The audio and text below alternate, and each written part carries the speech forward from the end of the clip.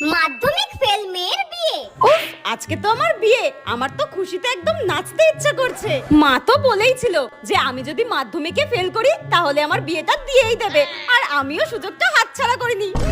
আমি মনে হয় পৃথিবীর একমাত্র মেয়ে যে কোনো সরকারি চাকরিওয়ালা ছেলের সঙ্গে বিয়ে করতে চাই না। বিয়ের পর যদি আমাকে আমব্রেলা বানান, সাইকোলজি বানান জিজ্ঞাসা করতো, আমার তো তখন দাঁত খুলে হাতে চলে আসতো। হ্যাঁ, এক মিনিট, বিয়ের পর যদি আমার কপালে একটা কুচুটে শাশুড়ি জুটে যায় আর সারাক্ষণ আমাকে অত্যাচার করতে থাকে, ভোর 5টার সময় যদি আমাকে ঘুম থেকে তুলে দিয়ে বলে রান্না করো, বাসন মাজো, ঘর মোছো, তখন আমি কি করব? আমার এই সুন্দর সুন্দর হাতের কি হবে? আমার তো ভেবেই গা হাত পা ঠান্ডা হয়ে যাচ্ছে। হ্যাঁ, এ কি? ওটা আমার শাশুড়ি না? আমি তো ভাবতেই পারছি না, মানেটা কি?